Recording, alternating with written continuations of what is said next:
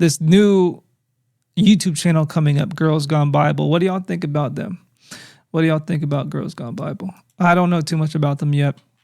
What I will tell you is I don't like their name. It's a play on an actual prawn. It's a play on an actual corno, a corno. You know what I'm saying? It's a play on a corno back in the day.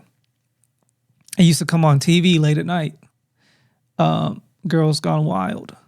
And so I'm like, why would you choose that name? Don't remind anybody that has anything. Don't connect it to that. That's weird. Don't do that. But they say Girls Gone Bible instead of Girls Gone Wild. Like, hey, just maybe choose a different name. I haven't watched too much of their content, but they was on the George Janko podcast. I don't know too much about them. I don't want to speak too much about them, but just based on their name alone, and then looking at, I think they're trying to play off their own attraction. And that can be really destructive, honestly. I mean, they are attractive, but I don't know. What do y'all think about them? Yeah, you can't mix holy with the profane. But the thing is, I don't know what they're trying to do, because they were telling George Janko, y'all, that he should basically stop cussing. So it's like they're trying to say that we should live holy, but I don't get their branding. Their branding doesn't seem very holy. I don't know. I mean, I'm just kind of throwing it out there. See what y'all saying. Heidi thinks it's inappropriate. I would say so.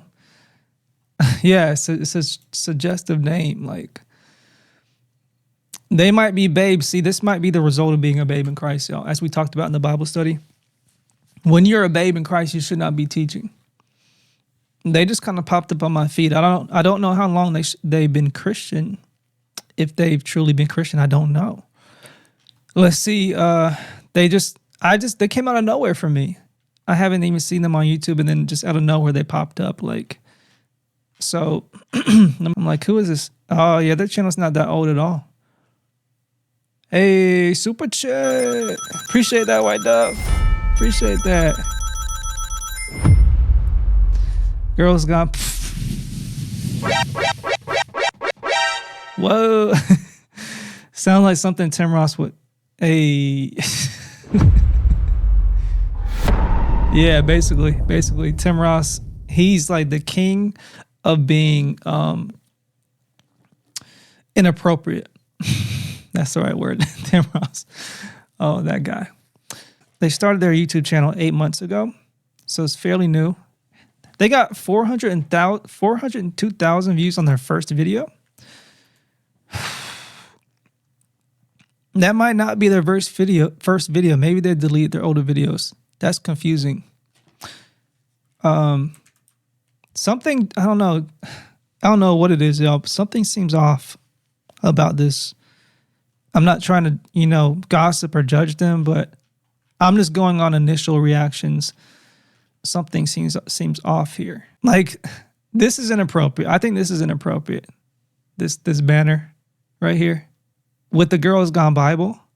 This branding is off. It's off. It's inappropriate. Like Heidi Generation said, it is inappropriate.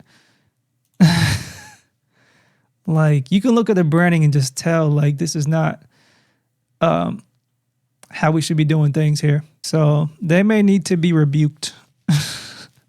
Once I learn more about them, for sure, I'm not going to rebuke them before learning more about them, but they may need to be rebuked. I might be doing that, maybe, if the Lord leads me to. I got some Skittles right here, yo.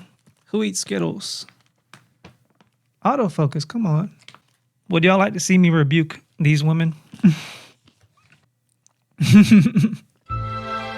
Continue. So Nick Jones reviewed them. Ruslan reviewed them. Y'all know how I feel about Ruslan. Isaiah Salabar reviewed them. Like, they're literally blowing up, y'all.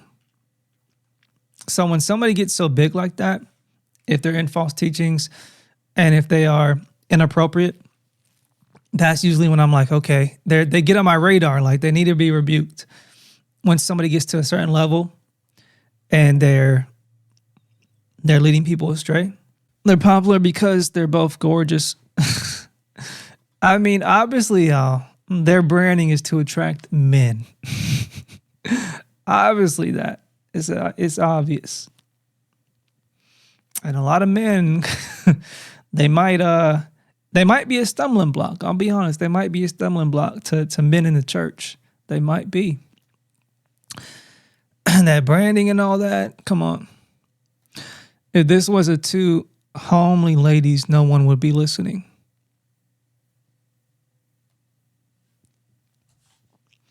Yeah, the Jezebel spirit I've been talking about, y'all, it's active. We'll just say that. It's super active in the church right now. It's active. And I was just thinking about this earlier. I think I was in a shower or something. Like, this is how I see the Jezebel. And like, the Bible doesn't say specifically a spirit, but it's definitely an influence. And I think the Jezebel is essentially a certain demonic. It is demonic. Not to say that there's a demon named Jezebel, but demons work, in the same way that they use Jezebel in the Old Testament. If you don't know about the Old Testament Jezebel was a wicked woman, the most wicked woman, as what the Bible states.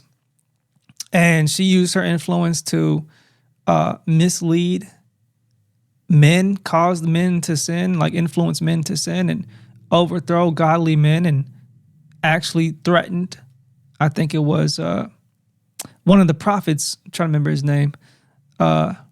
Anyways, one of the prophets in the Old Testament, Jezebel threatened to kill him. And so she was a very wicked woman, and then she ended up dying a very harsh and brutal way. But it's all demonic influence, essentially. And how I was thinking about Jezebel when I felt like I got a revelation about her. And Jezebel, demons are not really a female or male, but they do. This is what I think, that Jezebel influence uses mainly women to overthrow and to attack men of God, because, a lot of men are vulnerable when it comes to women, especially if they look beautiful, right? Kings, wars have been fought over women, wars. So the devil will use women to get to men of God who the devil wants to see stumble and fall and lose their power. I mean, look at Solomon. Solomon had all these wives and ended up going into idol worship because of these women who he fell in temptation to. So that's how I see that the Jezebel influence works.